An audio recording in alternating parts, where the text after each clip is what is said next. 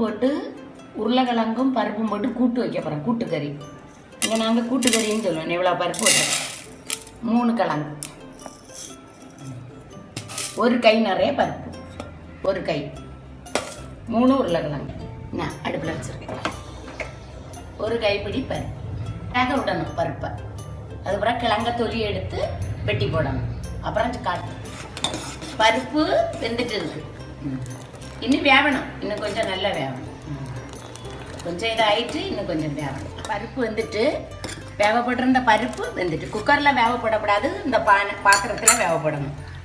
அதுக்கப்புறம் வெட்டி உருளைக்கிழங்கு 3 உருளைக்கிழங்கு துண்டு துண்டாக வெட்டி இருக்கு. அது புளி பெரிய உள்ளி நான் வெட்டி வச்சிருக்கேன். அதையும் இது கூட போட்டாச்சு. வசக்க ஒன்று வேண்டாம், அதை கூட போட்டே கூட்டு வச்சிடலாம். துண்டு துண்டாக நறுக்கி இருக்கு. நறுக்கணும். இப்படியே நறுக்கணும். லேசாக உப்பு போட்டுக்கணும். அவ்வளோதான். தேங்காய் ஒரு சின்ன முறி தேங்காய்.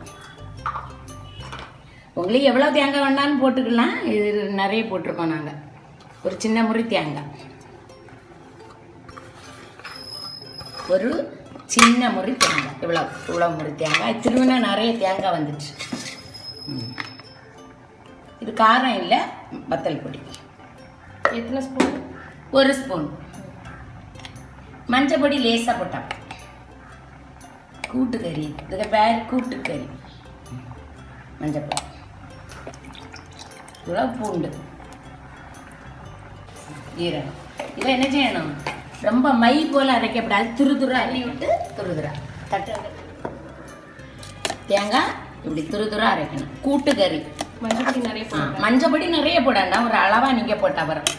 அதுக்கப்புறம் பிசைஞ்சு தான் வச்சிருக்கேன் புளி. ஒரு சொட்டு, ரொம்ப விடக்கூடாது. அது எதுக்கு விடணும்னா இந்த ருசி இருக்கு. சிலவங்க விட மாட்டாங்க, ஆனால் நம்ம விடலாம். லேசா ஒரு சொட்டு இவ்வளோ தண்ணி கொஞ்சம் போதும். அவ்வளோ புளிக்காது.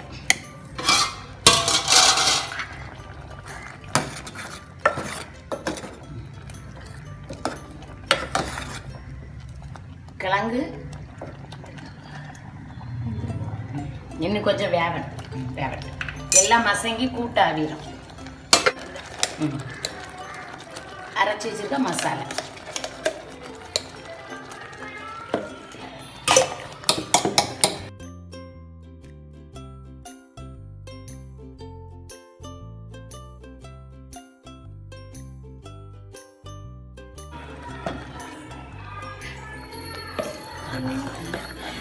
மசாலா எல்லாம் போட்டாச்சு.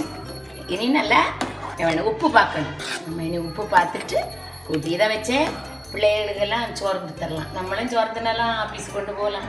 நல்லா கொதிக்க விடணும். உப்பு கணக்காக பார்த்து இன்னும் உப்பு போடணும். இனி தாளிச்சு ஊற்றணும்.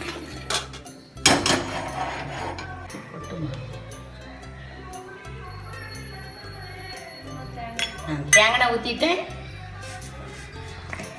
இனி எல்லாம் தாளிக்கிறது மாதிரி தான். கடுகு,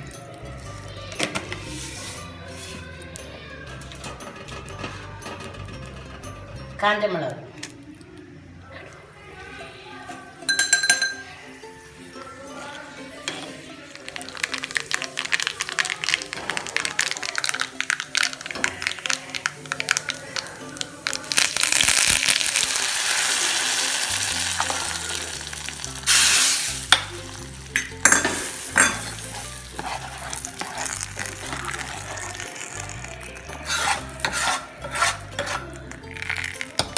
அவ்வளோதான். முடிஞ்சு சீக்கிரம் 2 நிமிஷம் 10 நிமிஷத்தில் முடிஞ்சிடும்.